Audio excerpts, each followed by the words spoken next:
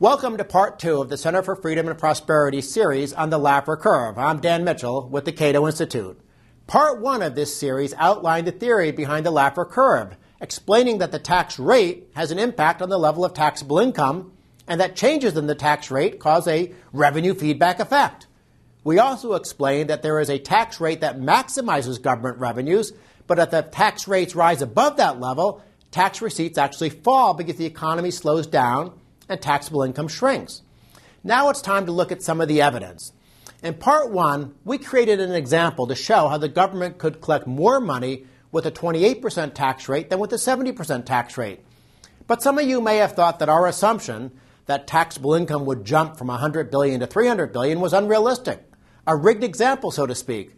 It's always good to be suspicious when somebody is from Washington, so let's look at the real numbers. Everyone's favorite bureaucracy, the IRS, publishes something called the Statistics of Income. If we look at their numbers for 1980 and focus on the tax returns showing taxable income above $200,000, we find nearly 117,000 rich people. These folks, the ones hit by the 70% marginal tax rate, reported more than $36 billion of taxable income that year, and the IRS grabbed more than $19 billion of that amount. So what happened in 1988 when the top tax rate had dropped to 28%? The IRS numbers are astounding. The number of rich people jumped to nearly 724,000, and they reported nearly $353 billion of taxable income above $200,000 a year. The government's slice of that pie was more than $99 billion, 5 times as much revenue as was collected when the tax rate was 70%. You heard me right. The rich paid 5 times as much tax when the tax rate was slashed. Now, before jumping to any conclusion, let's throw in a few caveats. Not all of that additional revenue is because of a Laffer curve effect. Population grew by about 7% during that period. We also had total inflation of about 44% during those 8 years. And perhaps most important, even if Reagan hadn't reduced the tax rate, there would have been some increase in the number of rich people and the amount of income they reported. So to be fair, Reagan's reduction in the top tax rate was not responsible for the rich paying 5 times as much. It may not have even been responsible for the rich paying 3 times as much. But can anyone doubt that there was a huge amount of revenue feedback and that this was one of those rare cases of a tax cut paying for itself? Heck, this was the Laffer curve on steroids. Let's look at a couple of other examples. Ireland used to have a 50% corporate tax rate. That corporate tax rate in 1985 collected tax revenues equal to 1.1% of GDP. By 2004, as the chart shows, the tax rate was all the way down to 12.5%, and revenues were 3.6% of GDP. And what's really amazing is that GDP was more than 3 times bigger, and that's after adjusting for inflation. So Ireland's government is getting a much bigger slice of a much bigger pie, even though the tax rate is much lower. Actually, what the Laffer curve teaches us is that the government is getting a bigger slice because the tax rate is lower. Here's another example. Russia used to have a so-called progressive tax system with a top tax rate of 30%. That wasn't too surprising. After all, Karl Marx was one of the first advocates of penalizing successful people with higher tax rates. But in a dramatic reform, Russia implemented a 13% flat tax in 2001. Did this result in less revenue? Definitely not. Receipts from personal income tax rates have skyrocketed, jumping from 175 billion rubles in 2000 to more than 930 billion rubles in 2006. The chart shows that inflation-adjusted personal income tax revenues have been growing by an average of nearly 19% annually.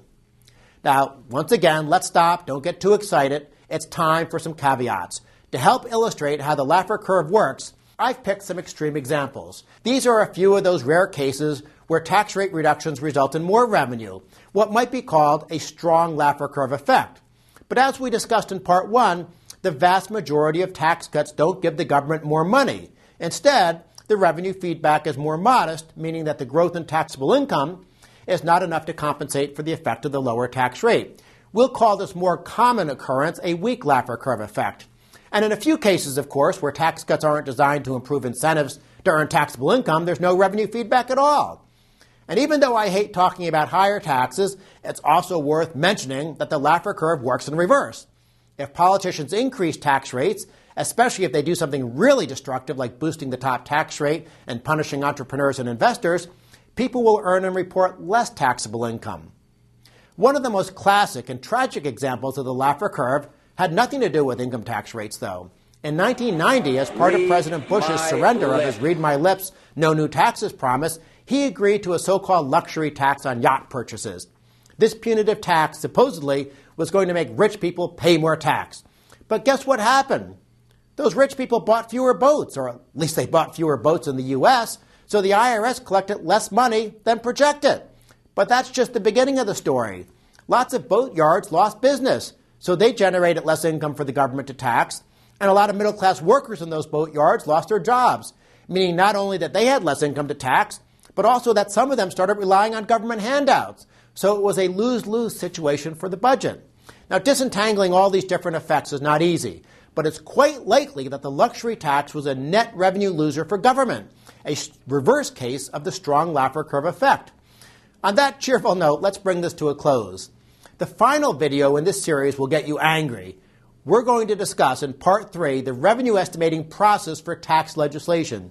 You will think I'm exaggerating, but you will learn that revenue estimators assume that tax policy changes, regardless of their magnitude, have no impact on the economy and no meaningful impact on taxable income. Even more disturbing, you will learn how this bizarre approach creates a bias for bad tax policy and higher tax rates. So if you want to get angry, watch Part 3. I'm Dan Mitchell, and I thank you for giving us some time. As always, please help the Center for Freedom and Prosperity educate America by circulating these videos.